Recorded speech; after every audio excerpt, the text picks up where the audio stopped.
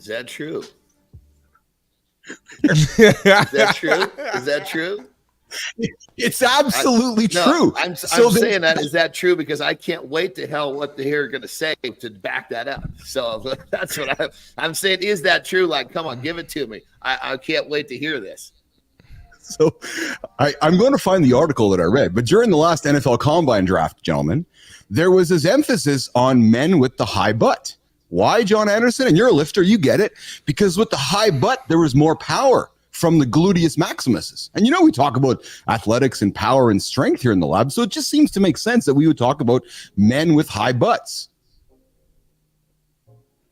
Well, they, especially in a game like football, NFL, there's this thing they call the eye test. And if you don't meet the eye test, a lot of times they skip right over you. So I guess a high butt is now part of the eye test. Oh, that's in basketball, they want to too. see you spending time on your toes, not your heels.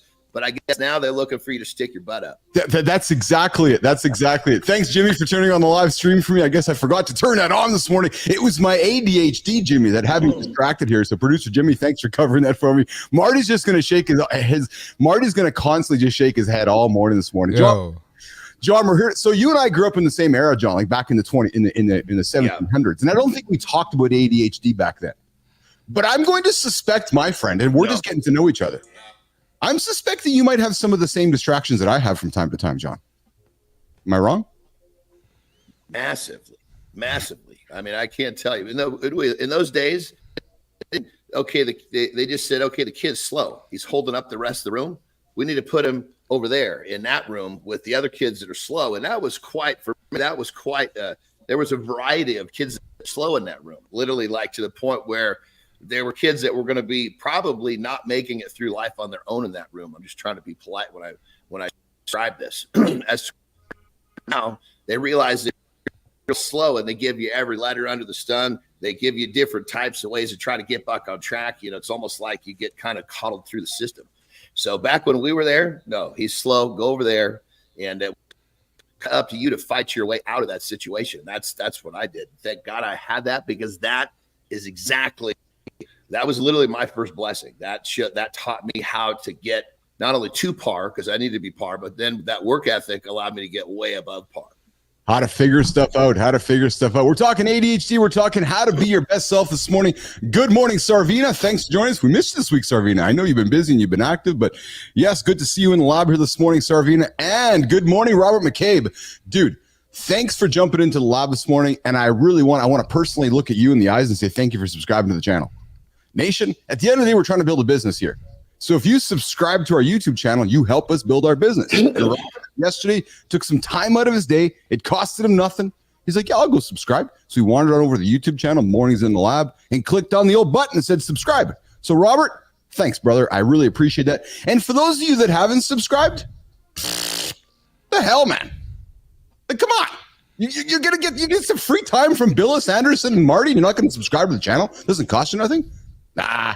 Like to have fun with you. Vinay, thanks for joining in as well. Did you subscribe? I'm expecting to see the numbers go up today on the Mornings in the Lab channel, guys. Come on. And also, Marty, Johnny, we launched Tommy yesterday into the LinkedIn feeds. So Tommy's the brand new community manager for Mornings in the Lab. He's out cruising through LinkedIn, interacting with all of you. So please take some time in your travels to welcome Tommy to your feed, interact with him. He's got a mission.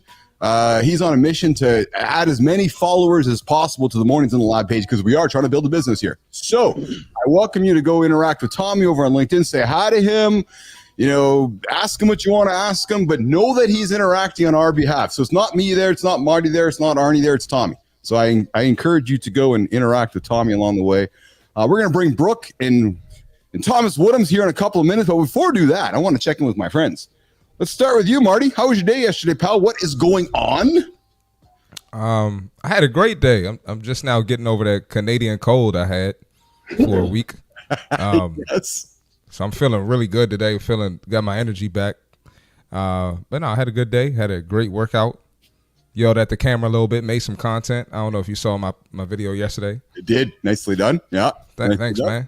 Yeah. But Nicely done. Good. I'm great. I'm glad you got over the Canadian cold. Good morning, Ken Corey. You are in. Yes, got to support anyone crazy enough to wake up at 4 a.m. regularly. Hey, this is true. You know, I made a post yesterday and I said, yeah, so I'm the guy that decided to start this morning show. Hey, you know, Arnie, Marty, we're the only live morning show that does this. We are. We are. We're the only live morning show that helps you get your day started, that helps you feel accountable, helps you be your best self, give you tips and tricks, nutrition, wellness, business, entrepreneurship. Dudes, we had a great chat this week with John St. Pierre, the entrepreneur, didn't we, John? Guy started from nothing, built his business to 100 million. 100%. He gets the goat sound. Sometimes morning show is just that thing that someone can go to every morning. Because sometimes that voice telling you to get up, that voice telling you what you need to keep it going. And that's why we're here every morning. It's like you can count on us Monday through Friday. We're always going to be here. You need that little pop to the butt, swat in the chin to get up and run strong. We're here. That's it. And Arnie and Marty, I reached out yesterday. I put a post on LinkedIn and I said, hey, everybody not in North America, how would you feel if I brought the morning show to other parts of the world? And Marty, guess what? What'd they say? They're like, yeah. So there you go. So I think we're going to put some plans in place for August where myself, maybe Johnny, maybe Marty will show up in some time zones around the planet so we can wake up with you. You know where we need to go first, right? The other side of the planet. Well, yeah, I was going to say Germany, but that there too. Yes. Yeah. Yes. I was going to say Germany. Yes. Though. Well, you know who jumped in was Gareth. So our friends over in Australia, New Zealand, and they're all looking to say, hey, bring the morning show to the other side of the. Hey, Marty, if we take the morning show to the other side of the world, we're actually going to be ahead of everybody else over here.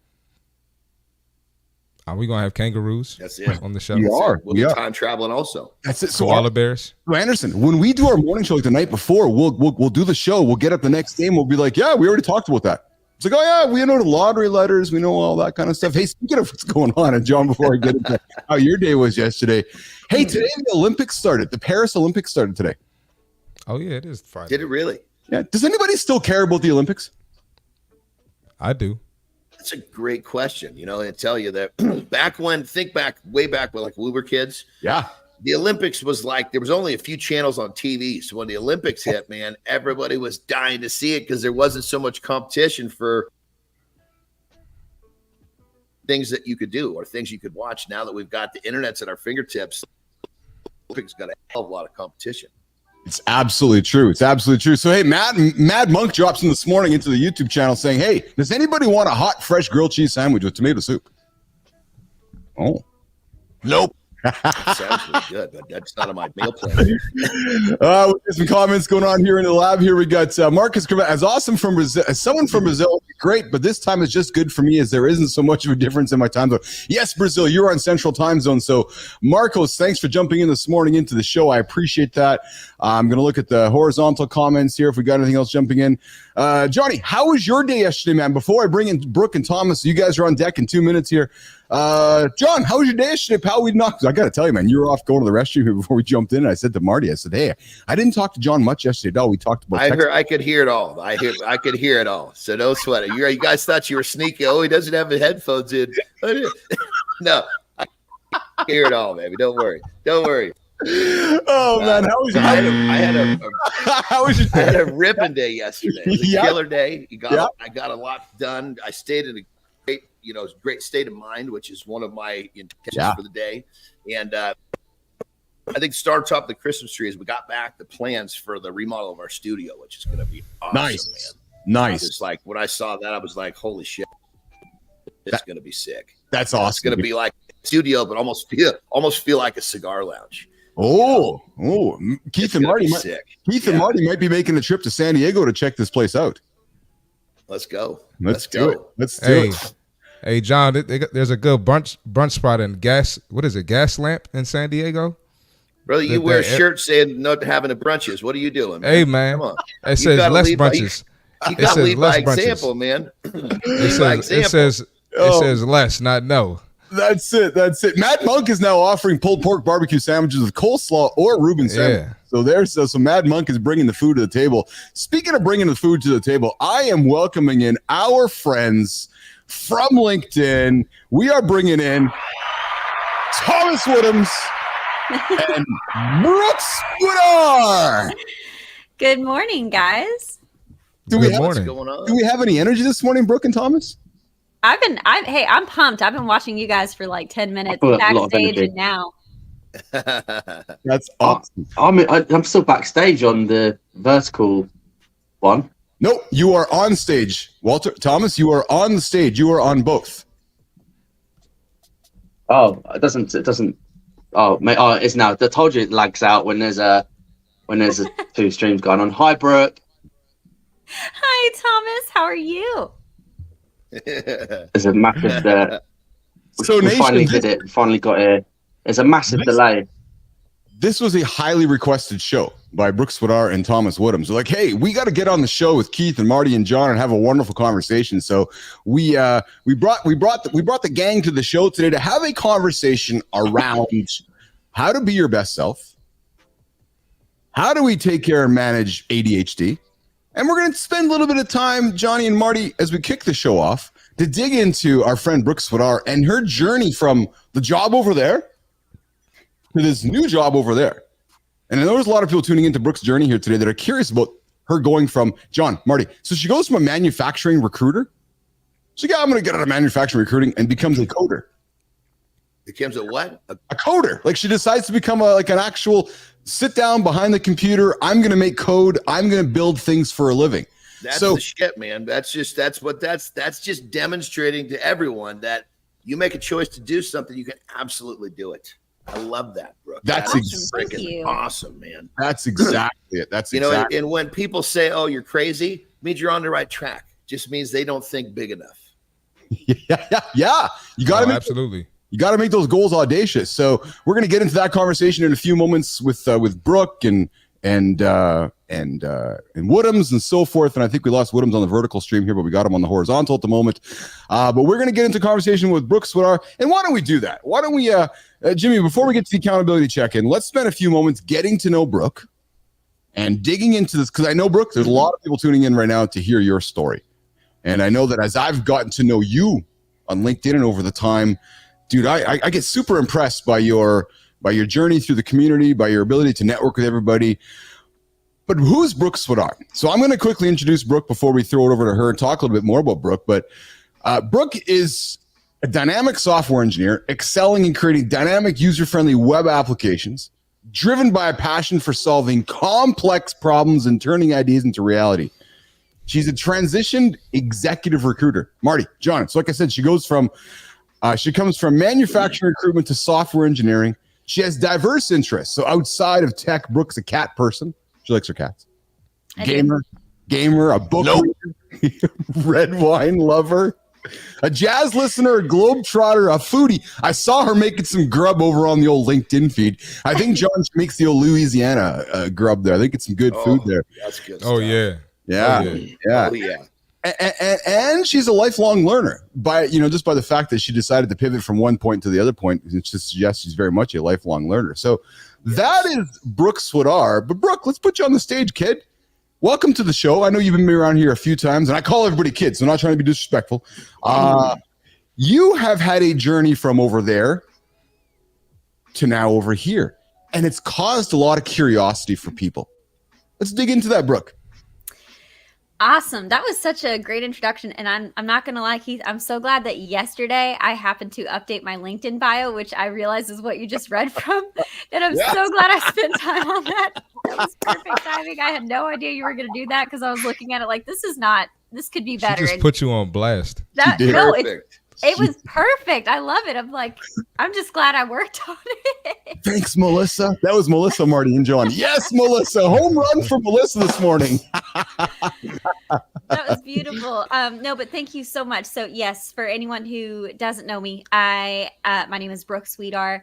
I live in Baton Rouge, Louisiana, and I've had the same job for over a decade. I have been working as an executive recruiter in the manufacturing space. And in January of this year, I decided to make a total big jump and to kind of turn my life upside down and get active on LinkedIn and make a complete career switch into tech. So I did a 6-month boot camp. I just graduated 3 weeks ago, and now I'm about to be looking for my first software development job. Yeah. So Nice.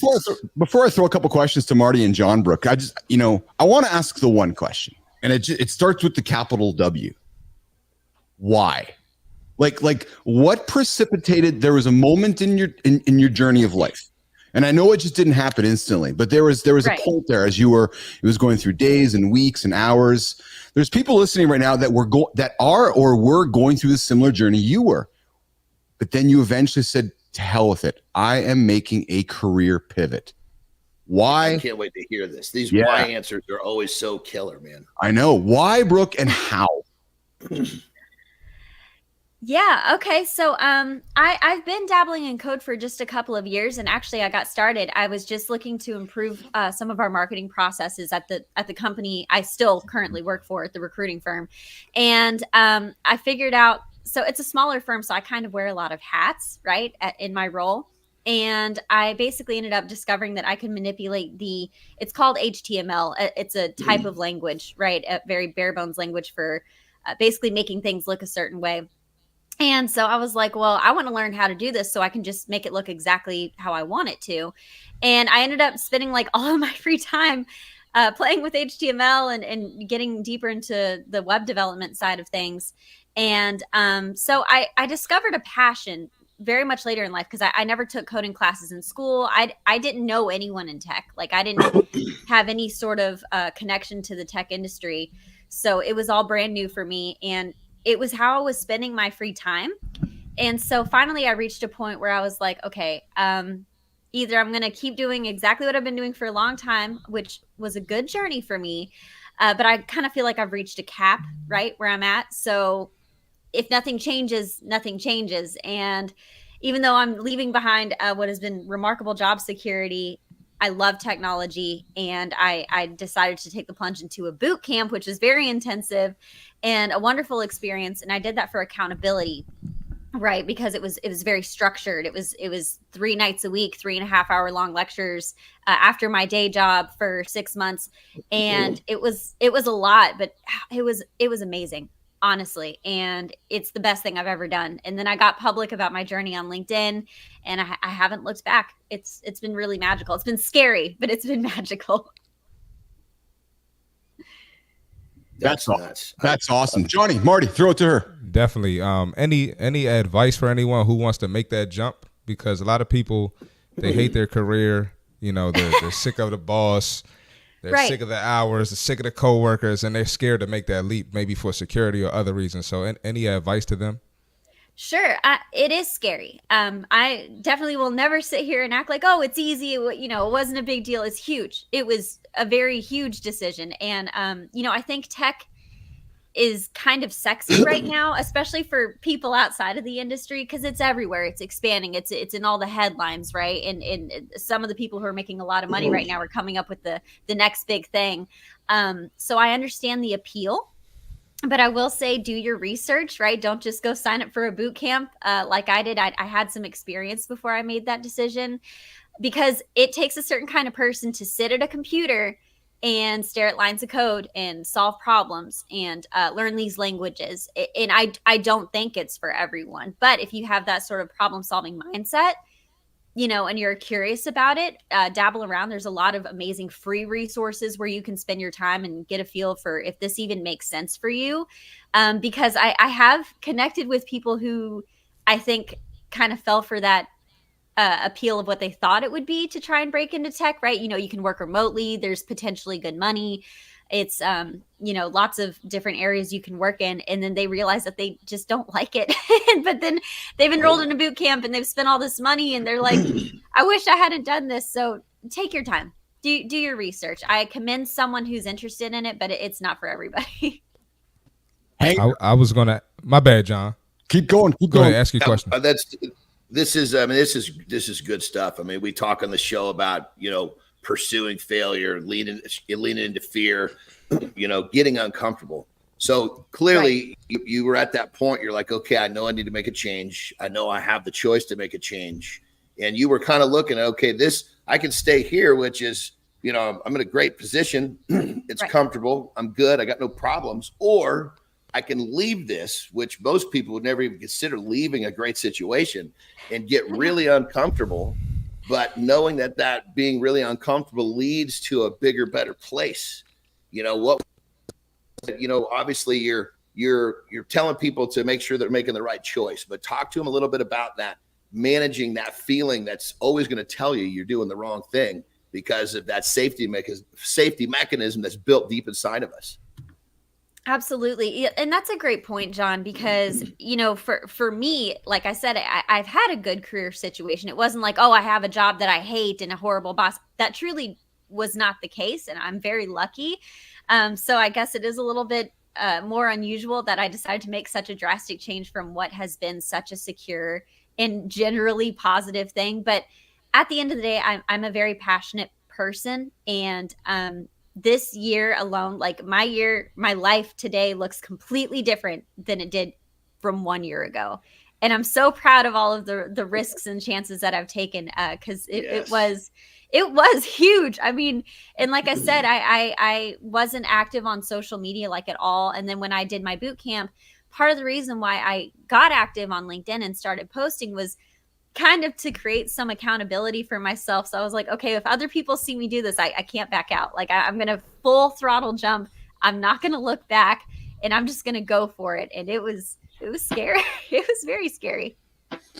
We're hanging out with Brooke Swidar this morning. We're talking about her career from the job over there to this brand new career job. She had the courage to wake up and say, you know what, I got to make a change. And she did that. And gentlemen, I want to grab some of the comments from the feed here. So Robert jumps in and says, I switched to coding at 58 with an LOL on the end there. There you go. Hey, Marty, you joining? Never too young, never too old, right? Yes, absolutely. Great job. Jim's looking for some loose meat sandwiches. That's what we're looking for this morning here in the lab. And Sharon Deep is asking from what country. Hey, we are from America, Canada, from all over the planet here this morning. And of course, Vinay is jumping in with free code camp is brilliant. Robert, coding industry is very lucky to have people excited about any stage in life. Robert. And of course, we got Maxwell joining in with hello. Great joining in, listening to your journey in tech from meeting you at the Software Academy. I'm telling you, Brooke, you got fans, kid. You got fans all over the place. It's a great community. Honestly, it is.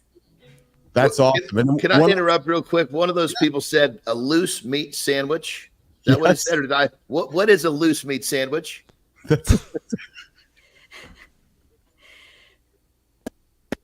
I've started to take off the wrong direction, but I'm going to go to bed wondering what that is. And if somebody doesn't tell me right now, I might have to chew on that all day long. This is what it is. Just don't Google it, John.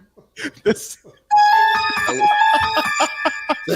something that someone can't say on the air, huh? Well, no, I don't know if anyone of us knows what a loose. Well, it sounds like Brooke knows because she told me to go Google it. Hold on, Marty, you got an idea what this is? Is it only Keith and I because we're too ancient? We don't know new slang? Is that what it is, Anderson? I think so, because I got no Just clue. let it go, man. You're just pretending like you know, but these two have a good idea. They're getting blushy because they don't want to say what it is. So here's what I'm going to do at this point in the show, team. I am going to change the conversation, Jimmy. We are going to go to, there's the sound effect. No, we're not talking loose meat sandwiches.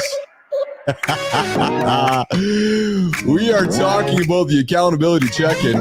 The time on the show running a little bit behind this morning, where we give you something to think about to get your day started. Something to consider. Something to create that level of awareness that you go, oh yeah, right. So I pop in with this every single day. Marty's gonna come in with his fit tip a little bit later today. But here's something for you, nation. So every time you say yes to a distraction, you're saying no to growth. Oh, is that over there again? Oh, right, I gotta stay focused over here. Right. Every time we say yes to a mindless activity is a no to your future success. Every little choice, nation, shapes your path. I want you to understand this, that every yes and no carries weight. So whether it's a yes or whether it's a no, there's going to be weight involved. Guide your time fiercely. Guard it. Take that time you have and fiercely guard it. You probably heard me having a conversation with Marty last week about, I want to buy an airplane. You're like, what? How does the airplane come into this accountability check-in? Because airplanes allow you to buy time. True story. So choose growth over mediocrity. Take that M word and just wipe it out of the books. You don't want to live a life of mediocrity.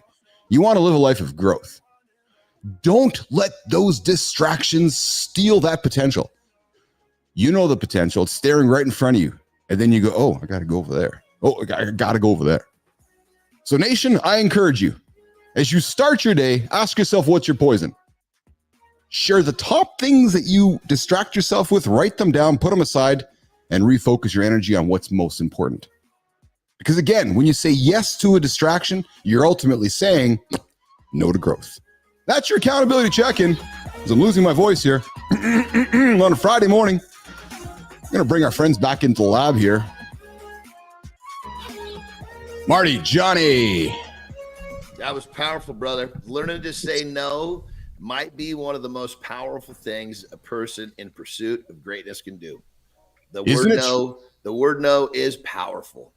It is, because we're so used to, John, we're so used to saying yes because we always want to please the next person, right? So we're always saying yes. Yeah. And I know you've talked yourself about being a people pleaser, a service person. I know Marty's talked about, I always got to take care of my customers. When we're always saying yes, we're rarely saying no. So nation, if there is one bit of advice this weekend, protect your time and don't be afraid to say no. And before I go any further, guys, I need to make sure that we pause because this show is nothing without all of you. This show is nothing without all of you. And there's been somebody here, John Anderson and Marty, who's been here since day one. And it is this young man right here. It is the future. Enzo is joining us here this morning, of course, from the future, from New Zealand. And Enzo, you know, guys, it is 1 o'clock in the morning. Enzo sets his alarm to wake up with us. Not in the morning, but to wake up in the middle of it and hang out with us. And I just want to express my gratitude for you, Enzo, for being so committed to joining us in the show every single day with myself, Marty, and John Anderson. And we got Thomas Woodham here this morning. We got Brooke Swidar this morning. And we kicked the show off talking about Brooke's journey from the job over there to the job over here. And I want to pivot our conversation now to and this idea of living your best self, because sometimes, you know, I think we all have that struggle, right? Which is, okay, so how am I living my best self? Do I say yes to everything? Do I say no to some things? What's the best way to live your best self? So let's get into that conversation, team. Let's start with you, Marty. When you hear about the idea of living your best self, Marty, what does that say to you? Living your best self, I'd have to say choosing to do what's best for you. We just spoke about distractions, and a lot of people, they can't stay focused on their path or their journey because they want to please everyone else, right? Mm. I'm a fitness guy on here, so let's use fitness as an example. You know, you have this weight loss journey or this muscle building journey. You can't stay on track because you want to continue to party, and it's okay to have fun, obviously, enjoy your life, but sometimes you're going to have to say no, or if you go, you can't indulge in certain things, right? Maybe, you know, that'll keep you from going to bed at night. We talked about going to bed the other day. You gotta sleep on your fitness journey, right? And most people, the best time for you to work out is in the morning. So I think just doing what's best for you. I think it holds a lot of people back, and that's probably the key, or probably the downfall for most people from what I've seen.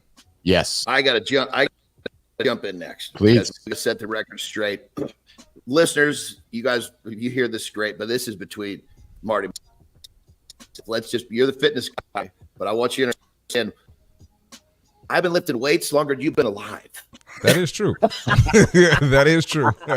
So the fitness guy, I'm gonna let you have that one. That's all good, but you just got to make sure that you're understanding that the fitness guy title, that's a big one. I'm happy to let you have it, but it's a choice. You're right. You're right. You're right. My bad. I apologize. I've been lifting weights for 33 years. You're 31. So well, you do the math. Shit, let's go. Anyway, great answer as always, brother. And thank you for leaving a little bit of meat on the bone for the rest of us to answer behind you. Because Brooke, normally he gets the question and he just wipes it out, you know, and then you're like this little morsel, you know, to try to chew on. Anyway, everything you said, totally true. Love it, brother. I think, you know, to keep it simple, I'm a big one. Simplicity. You know, you use no, and what you're doing is you're pushing away, people, distractions, situations that you need away from you, need out, right? And just by saying no, you're going to end up filtering in the right people, the right situations, the right things that you need around you to do what you want to do. So keep it simple. Use that word no, sling that word no around like no other. I mean, if worst comes to worst, you say no to the wrong situation, they're going to realize that you're disciplined and focused on what you're doing. And there's nothing wrong with that. So that would be my version of keeping it simple to make as much progress as you can with that question. Yeah. Yeah. Brooke, what about you? When you hear that term, living your best self, you made a decision a number of months ago to make a pivot in your career. You wake up every single day striving to live your best self. What does that mean to you about unleashing your best self daily? And then how do you do it? Brooke Switter. Yes, I love that. One thing that I've really had to target and hone in on these past few months is, and I've talked about this on the show before, so I won't go too deep into it, but is prioritizing my time and what I spend my energy on. Yeah. Very essential. And also I just think it's huge when it comes to like self-care, making sure that you're prioritizing where you're at mentally, because man, you cannot deliver your best self if you're not in the right headspace, right? If you're not protecting your mind, paying attention to what you're feeding it, right? Who you're listening to, what you're absorbing throughout your day, especially in today's day and age of social media, right? I mean, we have screens everywhere. We're inundated with things. I'm online all the time. So I'm not saying that that's a bad thing, but pay attention to what you're absorbing, right? The energy, the knowledge, the information, the people that you're listening to, what you're feeding yourself. I truly believe like you can only give out what you have within yourself. So what does that look like, right? So that's something that I've really been paying attention to recently. Yeah. Thomas Woodhams, when you think about best self, Thomas, how do you, what does that mean to you when you wake up every single day and striving to achieve and live your best self every day?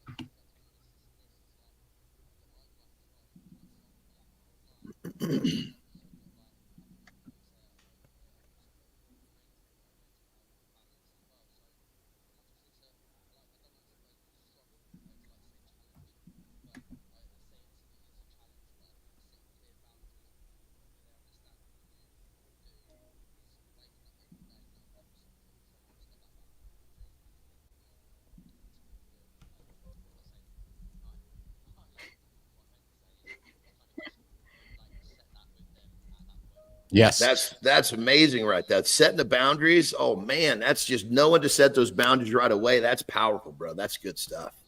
Hey, Thomas, if you can jump into the vertical stream, that would be helpful. We got a bunch of people over there that can't hear you. And I know this is part of the Challenge Nation. We got two streams running here, and we got Woodhams in the vertical and the horizontal one here. And we don't have you in the vertical. So Thomas, perhaps you can jump into the vertical. That'd be great. We got a lot of great comments coming from that side. We got So Young Park, Robert McCabe jumping in. And I got to laugh because Robert, I don't want to go back too far, but when Robert comments and he says, when I hear no, we were talking about yes and no, guys, at the start of about a few minutes ago. Robert's like, when I hear no, I think of my ex-wives.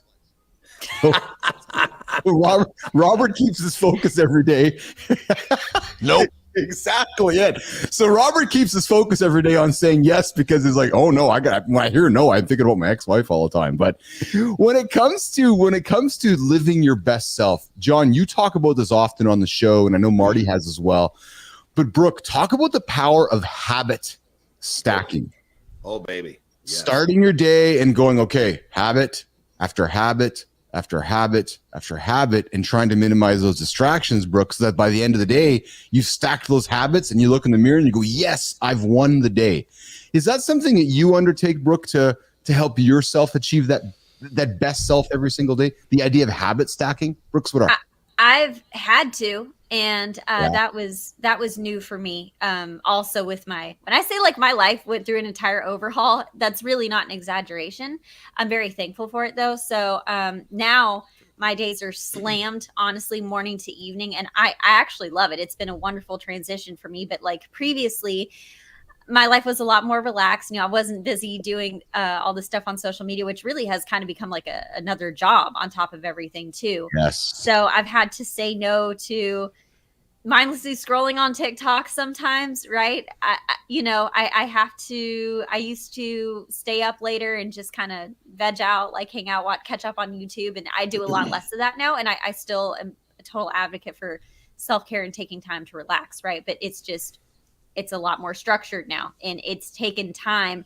And it really comes down to, okay, but what's more important to me, right? I mean, inherently there's nothing wrong with hanging out, watching TV for a few hours. I'm not demonizing that, or fill in the blank, whatever that looks like for you. But what are you trying to accomplish, right? And how important is that to you? And what's it going to take to achieve that for yourself? So Calendly, Google Calendars, my friend. I have alerts on my phone.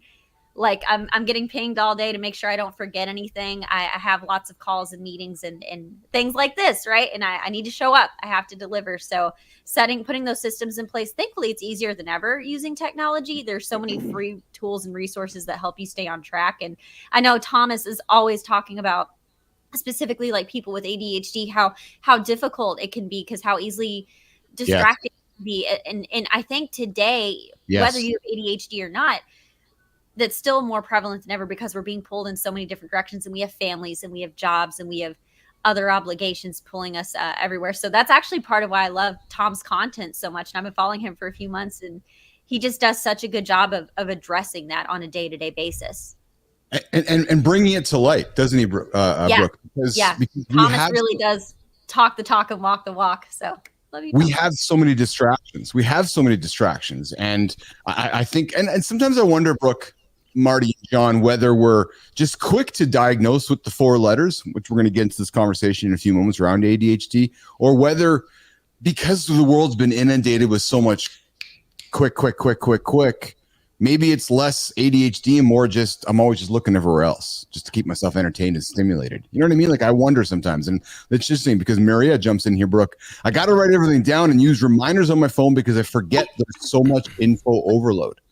Right. And there's it's just a constant, just constantly being inundated, looking left, looking right, looking left, looking right. We're here on the morning show here. It's 42 minutes into the hour. Marty, we're going to come up with a fit tip here in a second, Marty, so get yourself prepared for that. But team, I want to throw, Brooke, John, I want to throw this idea on the table. The contrarian point of view. Some would say embrace chaos for clarity. Embrace chaos for creativity. Embrace all of that and magic will happen. Let's talk about that a little bit. Brooke. Chaos is kind of a wild word, actually, because, sorry, 1 second, guys. I think I have a mic issue. Sorry about that. Anywho, I was just going to say, so what does chaos even mean, especially when it comes to what you're trying to accomplish? So like my life is pretty chaotic and it comes with the risk that I've taken on recently, putting myself out there, the vulnerability of living online and being present and taking on things I've never done before. And that's super scary. That's super terrifying. So again, it's I actually talked to someone on a coffee chat the other day, and I was telling him about how nervous I am about looking for a new job and all of this fear that I'm feeling, even though I've had all these positive experiences. Both are true. It's been a wonderful journey, but that fear and that self-doubt is still there. And he's like, take all this pressure off of yourself. When else are you going to try to break into a new industry, right? Like, when is that going to happen in your life? Like, you're young, you're in a good position, you're having all of this positive feedback. So, you know, this negativity, sometimes it really is in here, right? And because you're not having someone wake up every day and tell you like, oh, you're doing a bad job. So just turn it into a good time, figure out how to channel that energy in a healthy way. So yeah, that's how I look at it. Marcos comes back up here before I throw it to you guys some comments, but I also hate the feeling that I'm losing time or not being active. Sometimes we need a break. It's true. John, what's your comments on embracing chaos instead 100%, 100%. I think, you know, you actually hear people refer to a chaos period. And before, you know, before massive growth, there's always a chaos period. Well, I think the idea is you got to dive into that chaos with the intention of it's very uncomfortable. It's almost like choosing to get uncomfortable, choosing to enter that chaos period, knowing that it's going to force you to do what you've got to do to keep your head above water, which is going to make you grow. And so you enter into this not thinking, oh my God, I'm screwed. You enter this thinking, okay, I'm going to learn to manage this, and I'm going to find a better way. So I think it kind of like, I guess it's kind of like we talk a lot about getting uncomfortable. Choosing to get uncomfortable would also be choosing to dive into a chaos period, understanding that it's necessary to have that big growth pattern. Yeah, very true. What about yourself, Marty? When you think of chaos, are you a fan of embracing chaos, Marty? Or are you a fan of, you know, saying no to it and focusing on, I got to stay on my habits? I love chaos. I'm almost nervous if I don't have any chaos in my life, because you're either getting through an obstacle or an obstacle's on the way, and that's kind of how I you know, because I'm never just in a space too long where it's like, oh, everything's sweet right now, everything's great, and just like John said, there's always growth when the obstacle gets here. So I know more likely than not, I'm getting better, and something better is on the way. And there's always going to, like I said, there's always going to be an obstacle, and the obstacle changes. And there's always a new level. New levels bring new devils. That's how I look at it. So it's just part of life, part of being a man, being a woman, and just embrace it and run towards it. Don't run away from it. New levels bring new devils. Oh, I like that, Marty. That's that's a good thing to hang on to. Of course, we have Mejo Pacheco dropping in here. Brooke, one of our good friends from the feed, but he says, how do I stop myself of getting immediate reward? Fear, dopamine versus long-term goals. What's up, Maho? So, John, what do you say to that comment? Somebody who's so focused on getting the dopamine rush. How do you get that person to pause and say, no, leave the dopamine aside and go stretch for the long-term goal? What would be your comment on that, John Anderson? I think that person or this topic, we'd have to talk about delayed gratification. You know, is that, you know, if you're always chasing the right here and the right now, it's, you know, it's your payoff is not as good when you can basically say, okay, I'm just gonna hold and I'm gonna wait for that payday, so to speak. Doesn't have to be monetary. Doesn't have to be money, finance. It can be whatever the forward movement is. The longer that you can wait, usually the greater that payoff's going to be. So rather than focus on the excitement of now, focus on the excitement of what's coming after that delayed gratification. Staying focused on the right thing will make a big difference in that. Yeah, and Ken Corey comes in, and Marty, you're up next, pal. The louder the chaos gets, the more you have time to schedule downtimes, to catch your breath, process the chaos, and learn from it. Without that, where do you find time to grow? And I want to touch on this before I throw to Marty's fit tip of the day. You just have to look what's happening in the United States right now. And I know this show's not political, but look at the chaos in the last 10 days in the Democratic Party. Right? It was going from there's this situation happening with the current president. He says, okay, it's time to step aside. Now we have all this chaos, right? With this new vice president stepping in to take over the nomination. And it's actually fitting into this discussion, isn't it? Because there is this lull, chaos. Now you're going to see a progressive path, aren't you, John, Marty, and Brooke, right? Which is this, okay, the chaos has subsided. Now here's the plan. And you said it, John, didn't you? Because it all starts with chaos, and then it starts to alleviate itself into a plan, isn't it? Yeah, massive growth is you got to get through that chaos period to get to that massive growth excuse me if I can spit it out, massive growth phase. That's it. Growth phases don't show up just because. They show up because you put in the work, you created new systems, new habits, you behave differently, which got you through the chaos, which then took you to your growth pattern. That's it. We're talking how to live your best self. We're going to pivot our conversation to the See Marty Fit Tip here in a second, and then come back to talk about some ADHD. But before we do that, let's throw Marty on stage and talk to Fit Tip of the Day.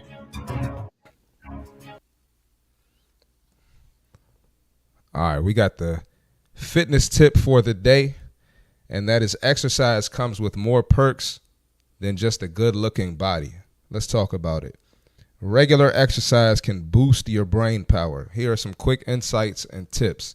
Enhance cognitive function. Exercise like running or swimming improves memory and processing speed.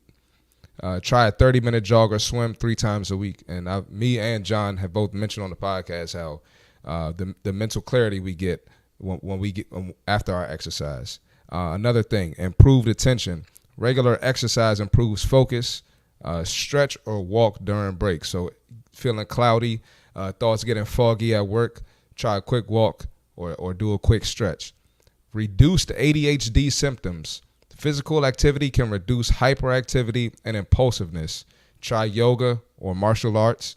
Long-term brain health, exercise lowers the risk of cognitive decline. Aim for at least 150 minutes of moderate exercise weekly. Regular exercise isn't just about a stronger and better looking body. It's a powerful tool for mental clarity, focus, and long-term cognitive function. Make it a part of your routine for a full life. That's the fitness tip for today. There's your Fit Tip of the Day. See Marty Fit. We drop it every single day here in the lab, just to give you guys stuff to think about to help you move your day forward. And our hope is that when you hear us throw some stuff on the table, as you start your day, you're like, yeah, all right, yeah, I'm thinking about that. It's hitting home. So Marty drops in the Fit Tip every single day, and John doesn't know this yet, so I'm saying it for the first time to him. But we're going to be working on we're going to work on a segment with John. So thinking about John coming up to the table here in the next couple of days or so with a lifestyle segment. We're going to work on ways of unpacking that knowledge in that young man's brain and putting it on the table for you guys to start your day with something to consider. So look forward to, in the coming days, a segment here featuring John Anderson and the wisdom that comes out of those gray hairs on our face. Hey, I always say to everybody, I know John concurs, we're all the same as you. What we have is the benefit of some wisdom that shows in our gray hairs. But at the end of the day, we put our pants on the same way. We go pee in the same toilet. The difference is that this wisdom allows us to say a few things that we've learned along the way. So I got 2 gray hairs. Oh, so at 31, brother, what's going on, man? I don't know. I don't know. I'm not losing my hair though. It's just gray. So I think when Marty met me, he didn't have any gray hairs, and I'm thinking now that he's now. Well, I had one. I just discovered a second one recently. All right, so we're here to pivot our conversation to talking about ADHD. And listen, Nation, I want to apologize here that we're having some technical difficulties with Thomas. I know you guys are all like, "Hey, where's Woodhams?" And the truth of the matter is we got Thomas on the horizontal side. We have some struggles on the horizontal vertical side. And here's the other reality, and I'm just going to call it out. This is a business. This is a show. So while in the early days we were making amends for things, and I'm not trying to be a jerk about it, but we're putting on a show here. We're trying to build a business here. So if we can't do things on all sides, I can't apologize for that. The reality is we're doing a show. We're trying to build a massive audience and a massive production here, and sometimes things don't work. So we're trying to do the best we can, but this is what we're doing. But this is a show. This is a business we're building, and this is just how it's going to go here today. So we're going to continue the conversation around ADHD because it is part of the dialogue everywhere, it seems. And sometimes I wonder, Brooke, Marty, John, whether we just quickly rush to diagnose and I'm not questioning it because I love having conversations about neurodivergence and ADHD because it creates awareness and it creates enlightenment and it allows us to have these conversations. But I want to start it off with this, you guys. Believe it or not, I was going through my morning coffee this morning and I found an article from a psychiatrist that said 10 signs you may have undiagnosed ADHD from a psychiatrist. And he said, if you have and Dr. Daniel Amen said if you have 2 or more of the symptoms listed, then you should think about the possibility of having ADHD, and you might want to get in touch with your doctor. So he said, here's a list of 10 behaviors associated with, and some of those things, so if you're having these, so if you're having difficulty paying attention, if you're having difficulty with hyperactivity, if you're having difficulty with impulsive behavior, you might want to consider seeing your doctor. If you have a short attention span, but not for everything, only for regular, routine, everyday things like schoolwork, homework, paperwork. Do you get bored a lot? Right? And these are the things I sometimes wonder, because we quickly go, oh, they have ADHD. Are you chronically late? That's a possible trait of somebody who has ADHD. The common trait from the ADHD is that disorganization, inattentiveness, and difficulties with time perception, also called time blindness, can all conspire to make you late. Do you tend to misplace things? Frequently losing things is one of the symptoms of ADHD. Poor organization and planning, procrastination, or waiting until the last minute to do things can all be signs of the mental disorder. So let's get into the conversation of ADHD, how it's affecting us, and so forth. Let's have the conversation and let's start it off. Brooke Swadar, when you hear those words ADHD, where do you go with it? Oh, yeah. So one thing that I think is interesting too is how I think the awareness of stuff like this feels so new. Yes. It doesn't mean ADHD is new. It means the awareness, right, of what to look for, how to adapt, how people deal with this, and how it affects us on a day-to-day basis. I mean, not that it's the same thing, but I'm just saying, like, even people talking about depression and anxiety disorders and other things that I feel like are talked about more often now. So I'm heard people say, oh, well, you never heard of this when I was growing up. I literally saw a comment, and that's valid, right? Yes. Sure. But again, I also think just as a society and as science has progressed, right, and as different, also awareness of differences between men and women's brains and how sometimes symptoms show up differently in women versus men. I've heard that too. I'm not an expert, by the way, so don't, I'm not a scientist, I'm not a doctor, but I'm just talking about based upon what I know about it. My mom has ADHD, and she was very late diagnosed with it, and it's just one of those things, exactly like you said, though, with the symptoms, just misplacing things and having a hard time staying on top of things. And she is absolutely brilliant and hardworking, but those were just little areas that she struggled with for quite a long time. Yeah, it's very, very, very true. And I saw Robert's comment on that. This wasn't a topic, Brooke, we talked about 20, 30, 40 years ago, or back when John and I were just kind of working our way through life. But it doesn't mean that it didn't happen, or it doesn't mean that it didn't exist. And just now that we have the science and knowledge to talk more about it, diagnose it, understand it, and manage it. But one of the challenges as I'm looking at my notes and in my reading here, and I want to bring Thomas up on stage here, is the difficulty with waking up and getting started. So Woodhams, and I know you often, and you are an incredible advocate for having this conversation. I got nothing but applause for you, man, because you bring this to the forefront. You talk about it all the time, but talk about the difficulty of getting up and folks with ADHD and getting started and staying organized. Is that a thing, Thomas Woodhams?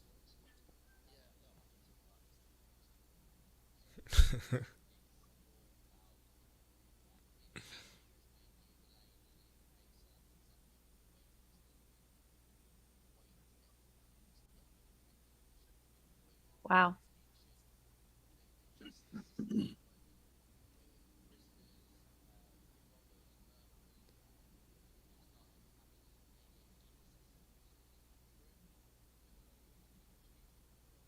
Mm-hmm.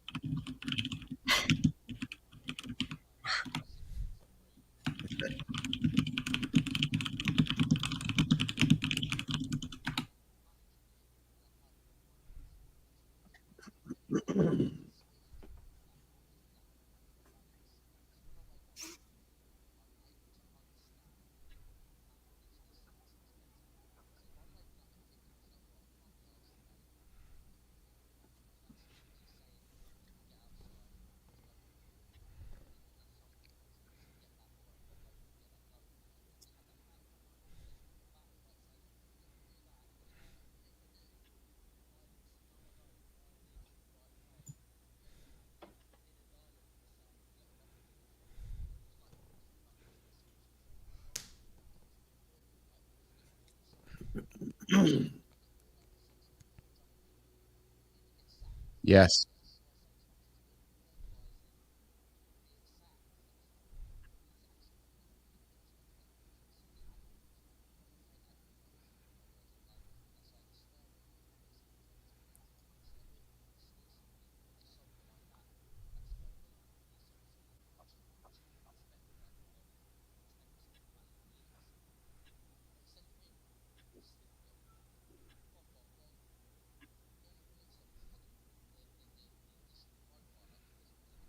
Yeah.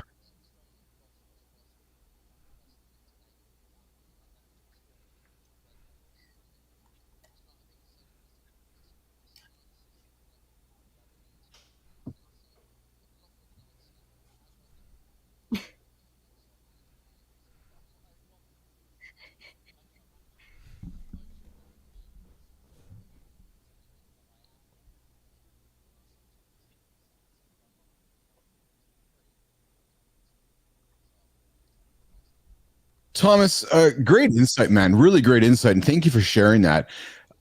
John Anderson has a philosophy, and I'm really curious how this would impact you, Thomas. So, John Anderson always speaks about, make tomorrow's decisions today so you don't end up making a lazy decision tomorrow or the easy decision tomorrow.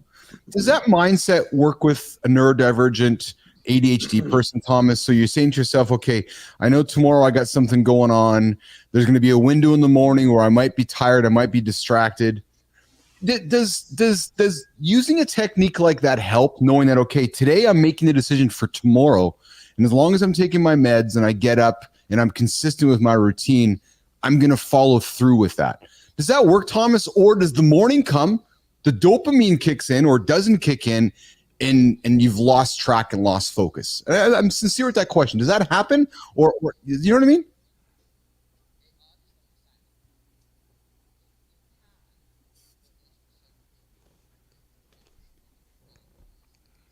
Yeah.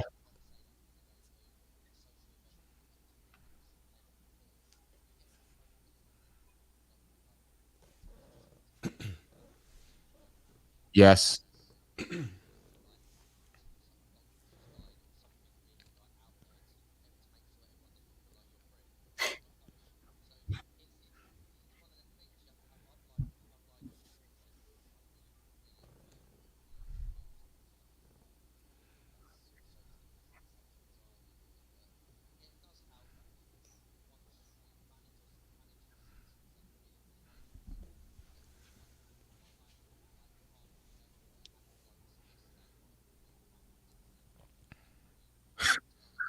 Yeah.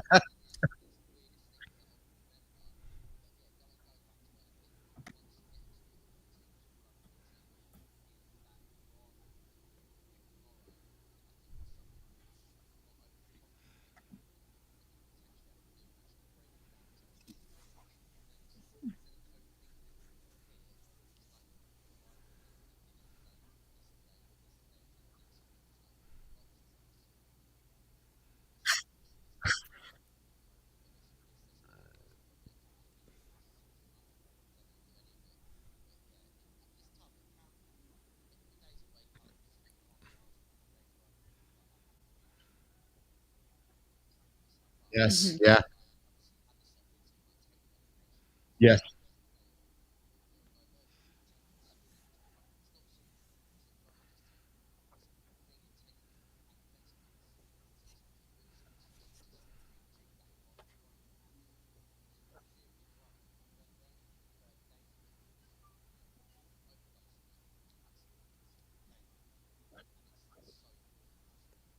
I got to tell you guys, John. I know you're getting to know Thomas, and Marty's gotten to know Thomas for the last few months here. But Thomas, I got to call you out and tell you, man. As I've gotten to know you over the last few months in the LinkedIn feeds and got to know you personally, you have taught me so much about ADHD. You've taught me so much about the awareness of it. You've taught me how to look out for signals with myself or with, so, I love my wife, Lauren. She's the greatest, but I had a laugh with her, Marty. And you guys are all going to laugh with this. She's listening right now, I'm sure. But so last week I walk into the master bedroom, the water's on, the bed's half open. Lauren's in the kitchen brushing her teeth. The coffee maker's going. The back door's open. And I'm like, baby. Like, oh, I know. And I'm like, and it was one of those funny things because there was 10 things happening, and we joke about it now. But Thomas, I'm going to tell you, man, months ago, I probably would have been frustrated with that experience. And I'm not sitting here diagnosing my wife with ADHD. That's not what I'm saying at all. It's not what I'm trying to say. But what I'm laughing at is that we all get into these moments. And I'm going to tell you, Thomas, just by listening to you and watching you and you teaching me, I take a step back from the moment and I laugh. I giggle, we laugh about it, we joke about it, we tease, and we find humor in the moment. And I just share that with you because you have taught me how to observe it, embrace it, learn from it. And I think all of us to some extent, maybe not all of us, but I know even myself, I have some of those habits that I need to take in, and Lauren comes up with it. I don't know. Exactly. So my point is, Thomas, I know I'm rambling here, but you have been wonderful at teaching me about what it's all about, how to look at it, how to deal with loved ones with it. And I'm not trying to stigmatize it. That's not what I'm trying to say, but you've done a really wonderful job teaching me about it. So I'm thankful and I'm grateful for that. And actually, I want to interrupt and piggyback just real quick and say, Thomas, same. And that's because I think you popped out for just a second, but my mom has ADHD. And since connecting with you, what I've just grown, and she and I are very close. We're honestly like best friends. And because I don't have ADHD, but she does. And there have definitely been times where I've seen her struggle with being frazzled, and she was very late diagnosed as well. You know, I mean, yeah. I watched her have a very difficult time with a lot of things that, like, for me, I just didn't. Like, I'm very hyper focused. I can sit and truly like have blinders on, and you know, and she and I are opposites in that way, right? And so sometimes I'll be like, "Hey, mom, over here," and you know, and truly, since you and I have connected, though, up until then, I didn't have a resource beyond just what her and her doctor, yes, their relationship and what she learned from her, you know, but just truly you walk through so well the day-to-day ins and outs of living with that. And you do such a good job. So I want to thank you. Your impact and your reach, I'm sure you get messages all the time, but I'm sure it goes much farther than just what you've received directly. So I just wanted to pop in and say thank you.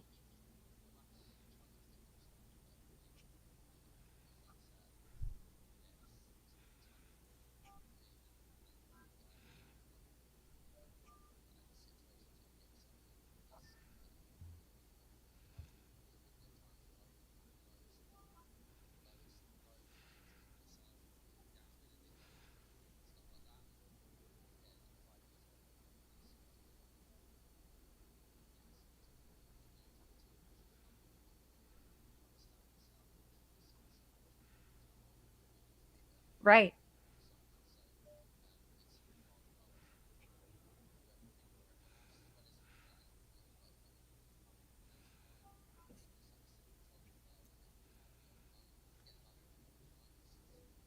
Right. It's important to know, Thomas, like you're a leader, right? And sometimes we need to hear that from others or reflect upon that. But there are people looking up to. I can see John nodding, taking it in, Marty nodding and taking it in, right? And going, holy, 100%. It takes courage. It takes courage to say the things you just said, Woodhams, right? So yes, that's not stuff that takes lightly. And again, Robert McCabe jumps in here on the vertical stream here. My ex-girlfriend's son was high functioning autistic, and I used to tutor him in math and had to adjust how I would tutor him. Yeah, and then Marcos jumps in and says, "We're with you, Tom. Always know there are people with you," and it's so true. And that's why I thought it was important to have this conversation today and bring it to the table, because we need to have these conversations, right, and bring awareness to it. And so, Brooke, can I bring some levity to the conversation?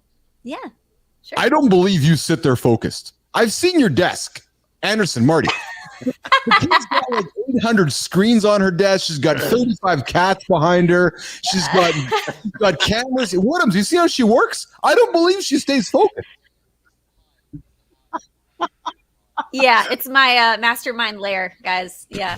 How do you stay focused, Sweetheart, when you have so much? And I'm serious. How do you stay focused with so much going on? Honestly, it's really not an exaggeration to say I am very good at focusing, and that's actually part of why I like coding, because I can just block everything out and just truly get into it for a long period. I love it when that happens. Oh my gosh, I'm such a nerd. But anywho, but I'm also such a systems and routine person too, that if like I cultivate an environment where I'm able to focus, and if I don't have that, I'm not okay. But thankfully, like it is just me and my cats, but like I've got my ambient music. I know I have a lot of screens, but they all serve a purpose. And this goes here and this goes here. And again, like my calendar pings me. I have the alerts on my phone. So it's like, okay, now Brooke, it's time for the call. Now, if I didn't have that, I probably would not be such a well-oiled machine. So I cannot take all the credit, right? I've put these systems in place that definitely helped me along the way. And I just saw Robert said, someone give her $1 billion. I agree with that comment. So thanks, Robert. tomorrow, neurotic work habits with Brooke Sweetar. That's actually really accurate. Like I would say I'm well organized. I'm probably just manic and very obsessed with everything that I do. So yeah. Johnny, Marty, you're listening to Brooke, you're listening to Thomas. John, you're taking this in for the first time yourself. What are some of the things that come to mind for you? Well, it's when the whole conversation, it's like, because I've as a youngster, I didn't live in a time where they diagnose this stuff.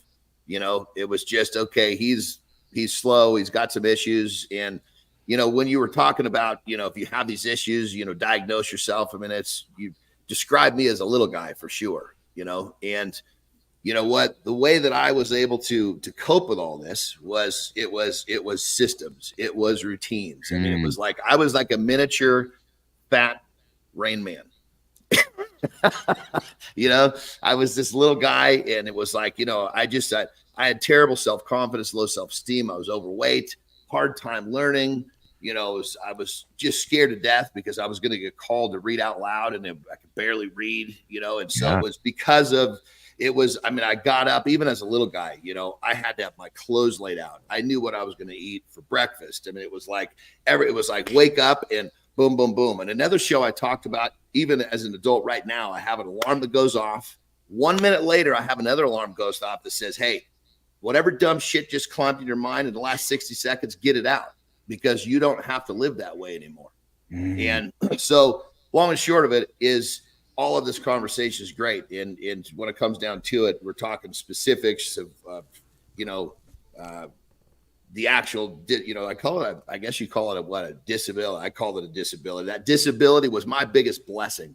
I just learned to manage it with systems, habits, patterns. And I thank God that I had it, because had I not learned to develop these systems and habits and a way of life, I would not have achieved what I achieved today. I mean, I talk about chaos period. Shit. The first X amount of years of my life was one big chaos period. And if I didn't develop all that stuff through the chaos period, I wouldn't be who I am today. So for those of you that do have a challenge, look yourself in the mirror and say, thank God, because you're not like everyone else. And as you learn to manage your challenge, you're going to excel. You're going to move ahead of everyone else. And it's a blessing, absolute blessing. So don't play the victim. Look in the mirror and say, hell yes. And that's, I cannot thank whatever it is that made me the way I was. Thank you. Yeah. Yeah. Marty, you're hearing some of the things coming on this morning. What are some of the things that jump out with you from Thomas? I think this is a great conversation, and now that people are, speaking about it, we're having a conversation about it. I even hear like athletes, they'll talk about themselves having ADHD, and now that there's so much awareness around it, embrace it. Don't use it as a crutch. Yes. Just embrace it. Run, like I mentioned earlier, run towards the fire, run towards the chaos, and you look at it as a plus.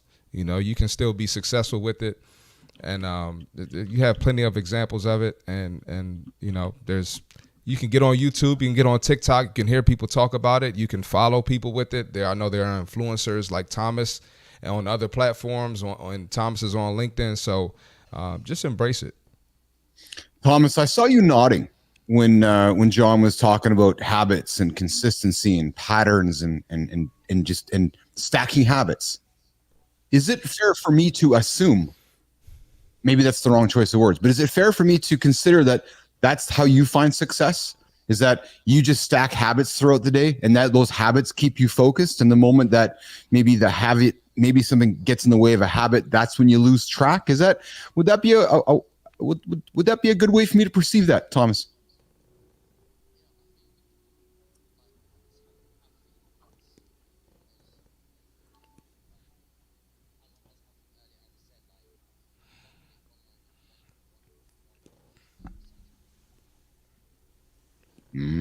Oh,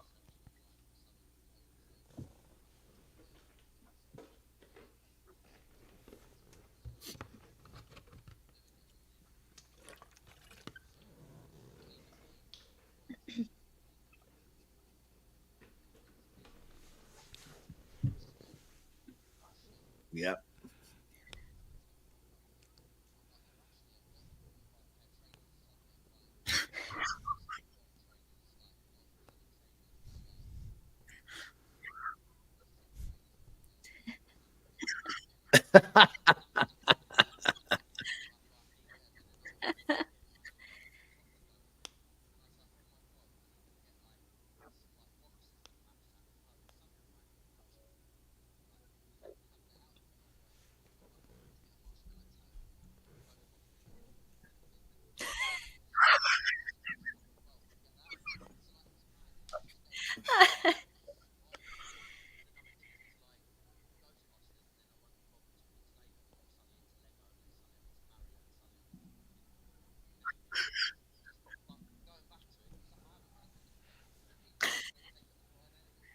Oh, you don't?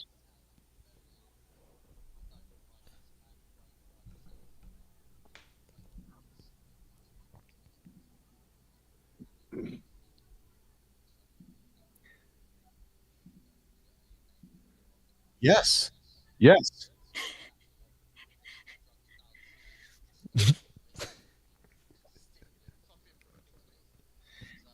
So I will say, because I'm not going to, yeah, I can. Okay, I get it. Thomas, I got to tell you, man, your vulnerability is exceptional. Like no, I know, but that's what attracts people to you. That's what attracts people to leaders. That's why you're a leader, man, because you're getting here talking about your life, because a lot of people that aren't talking about this. So the fact that you're having this conversation, you're making somebody right now go, right. Okay. John. I got to jump in right here. So, Thomas, what you said is like crazy. You just literally, I was like, this dude is in my head, man. What's going on here? Like, talk about how the trainers turn into this, turn into that. I'm the same way. When I'm focused and I've got something to chew on, I'm good. So all of a sudden I finish and I don't have something next in line. I'm like, oh shit, what am I going to do?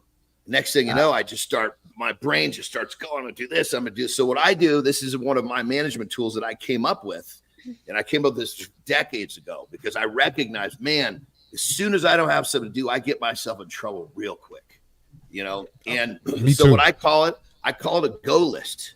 And it's a list that I keep on my desk. And I usually can remember a good chunk of it. But it's basically my go list is a list of items that are all productive that I can go to when I have one of those moments where, oh God, what am I going to do? And it has to be a list because not all of them seem interesting. If I just had one thing, I don't want to do that.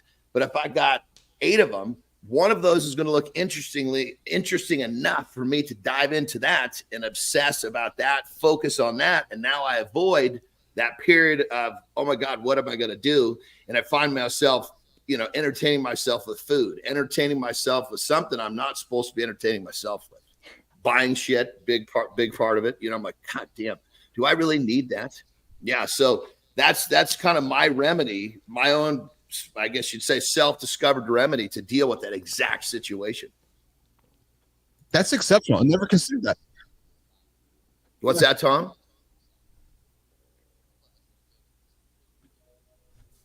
I'm going to imagine, I'm just going to make an anecdotal statement because I don't have any fact or anything to support this, but in just listening to you guys talk, I'm going to suspect that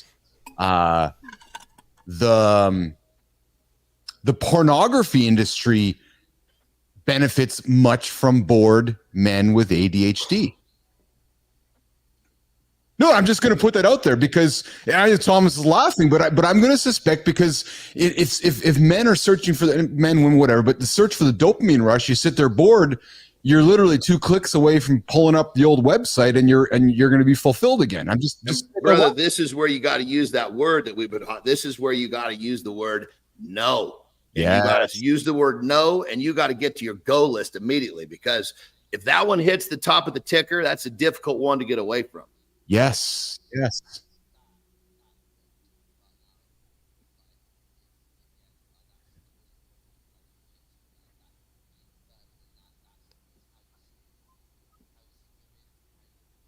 Yeah.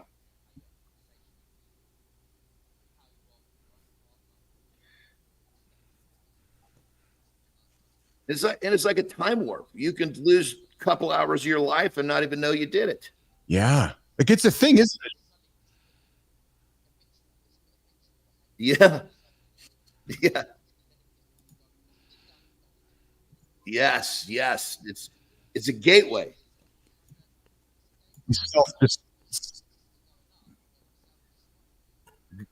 I'm telling you, brother, go list. The go list. It's all about the go list, because porn is not on that go list. Buying expensive shit is not on the go list. I won't tell you what's on the go list, though. What's that? What's that?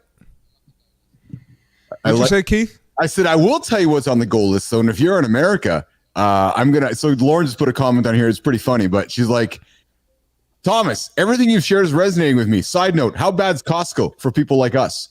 So I must be in this boat too, because everything Thomas is saying, I do all of that. And I'm bad in Costco. Like should Costco be named Costco ADHD, because you go to Costco to spend $20 and 20 turns into $200 because you get distracted by everything through the whole store, right? So same with Target. Target's the same way. Thomas, do you guys have Costco in the UK? Okay, I didn't know. It is amazing. Because he was distracted.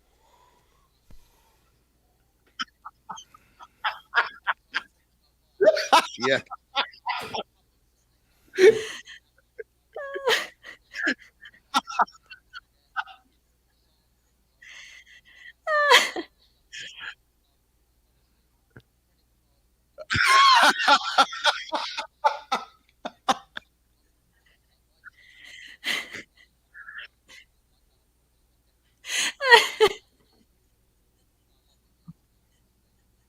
I think we've just discovered a new show here in the lab. Thomas Goes to Costco.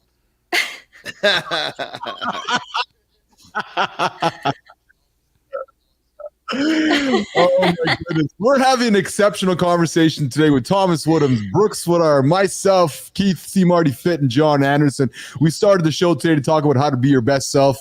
We first started the show, introducing Brooke Swidar to the gang, about moving her job from over here to over here. And we're working into the final stretch. We wrap up the conversation here. We're talking ADHD, and we're being very vulnerable with our guest, Thomas Woodhams, who's sharing the battles, the struggles, and so forth of what it's like living with and so forth. And as we wrap it up, I always like to throw the contrarian side to the table. Team, some would say that creativity, again, is the key to also unleashing and unblocking ADHD. Allow the creativity to flow, Thomas. Get out of the structure. Just allow it to flow manically. Put the goal list aside. Is there truth to that, Thomas? Or is that literally just chaos piling onto chaos, and the only way to successfully live with it is to absolutely have habits and habit stacking? Woodhams.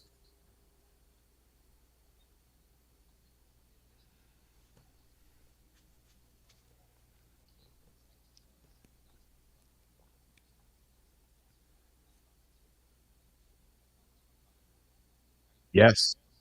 Yes.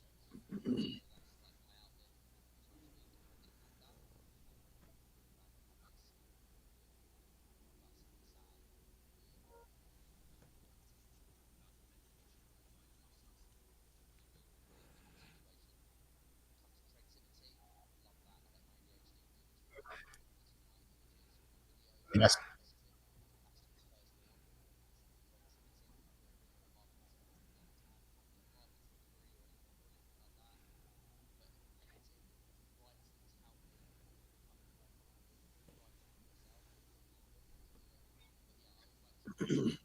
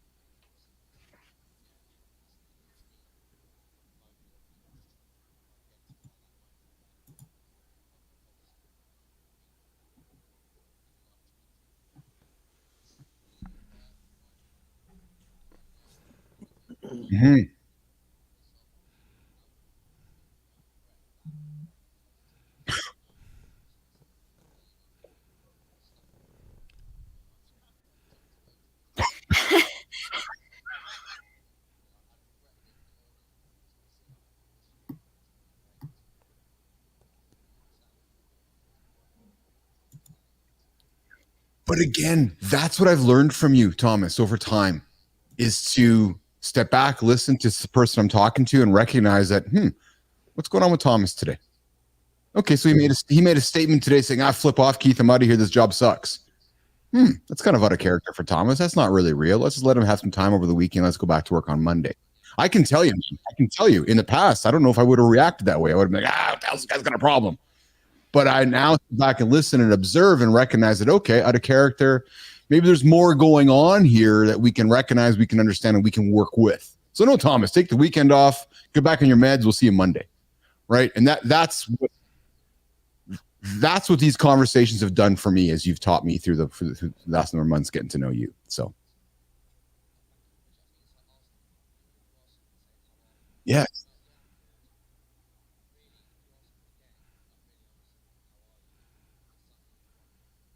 Yes.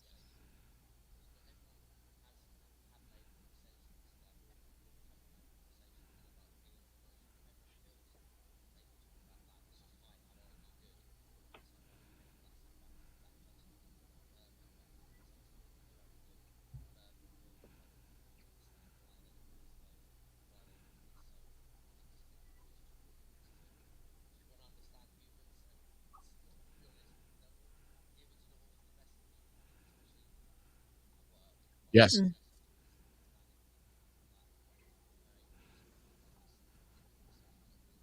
Yes.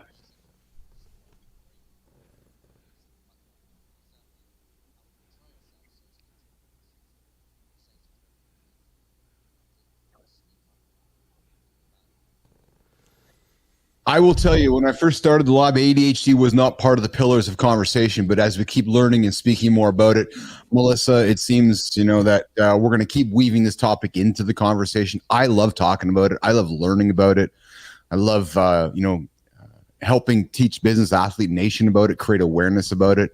So as we wrap it up today, guys, let's go around the table. Let's close it up. Brooke, as you're having your drink of water there, how do we want to close up today's conversation with ADHD, and what do you take out of it as we wrap it up today?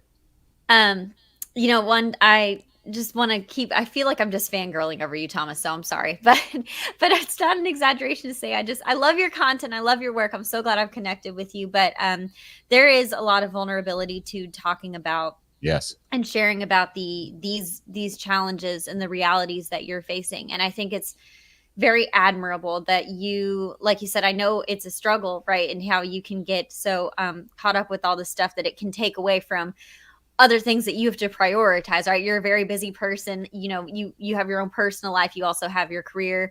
But I just can't thank you enough for the value that you do bring. And the more we have these conversations, exactly like you just said, the more that we're open and transparent with each other, and can educate others and give someone a new perspective to how people's minds work, and how we all deal with things differently, it does make the world a better place. And that is one thing that's really beautiful about existing online. And I think the happy and positive side of social media sometimes is when you do share your voice and your perspective on things like this, it helps.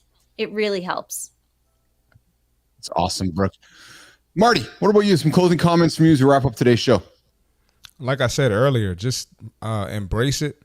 And, Tom, I'm definitely thankful for you sharing your story. I'm sure this touched someone out there, affected someone out there. The message needs to be pushed out even more. So, and Keith, good job bringing this to people's attention.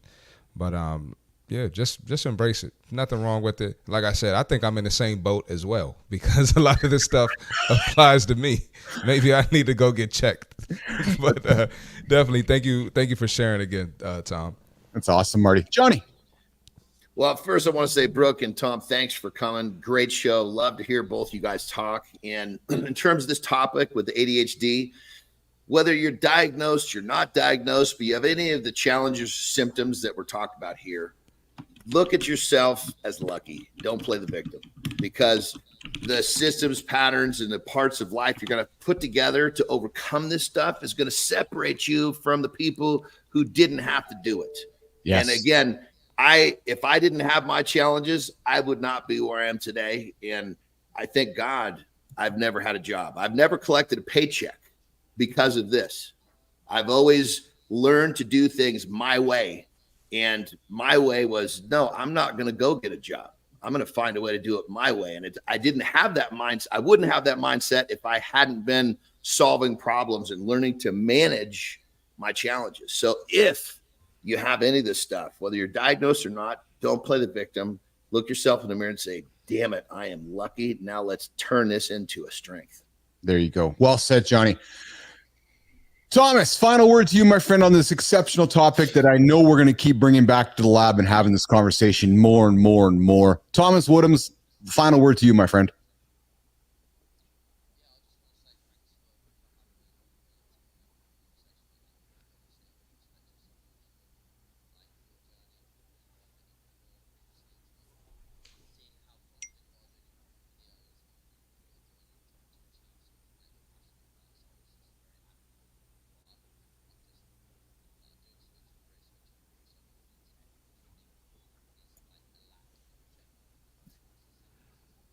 Mhm.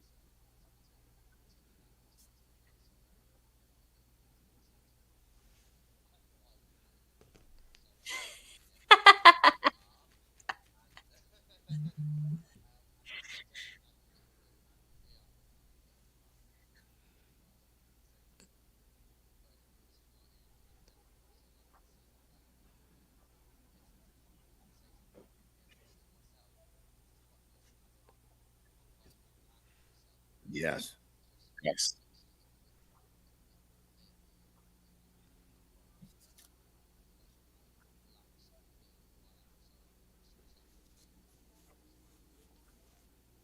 That right there,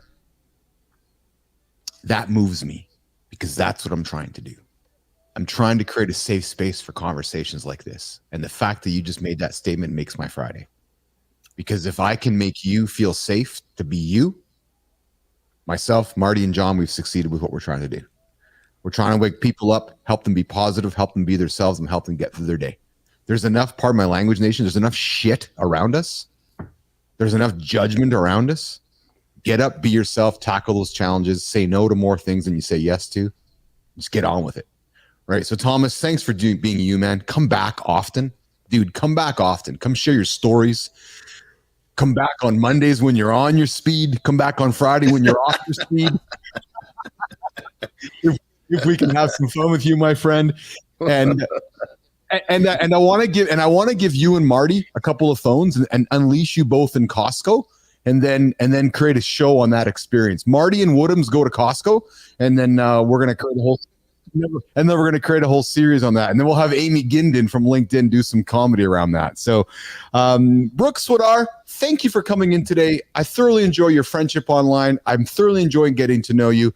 Woodhams, you too, my friend. I'm thoroughly enjoying your friendship and getting to know you along the way. And I know this is just the start of a long journey together, watching you guys go through your journeys in life. And I'm very grateful that I've gotten to know you too. So, thanks you guys for joining. I'm going to put you guys back in the green room. I'm going to wrap up the show with John and Marty, and we'll come visit you guys a little bit later. Okay. Brooke, Thomas. Thank you so much. Y'all have a Thank great you, day. guys. Awesome. Have a good one. All right, Marty, Johnny, hang tight. Just stay there for a second there, team. We're going to put those guys off there, and we're going to put them off. Thanks, Jimmy.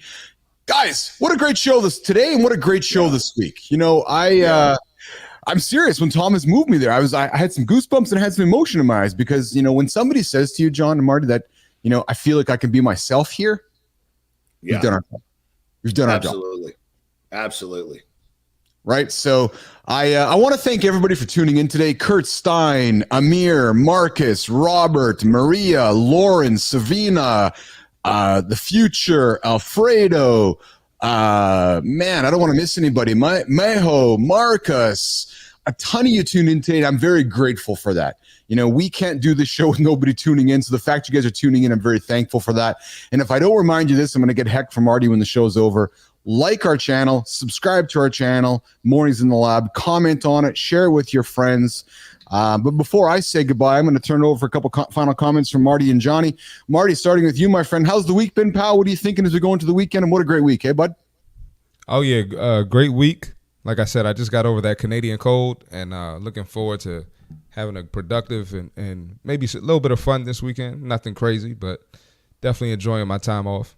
Nice said. How about you, Johnny? Your first week in the lab with us, pal, and I want to publicly state this in front of everybody. You've been exceptional. You've been an exceptional co-host. You've weaved yourself in here well, and it's been thoroughly a joy and a treat to continue to get to know you.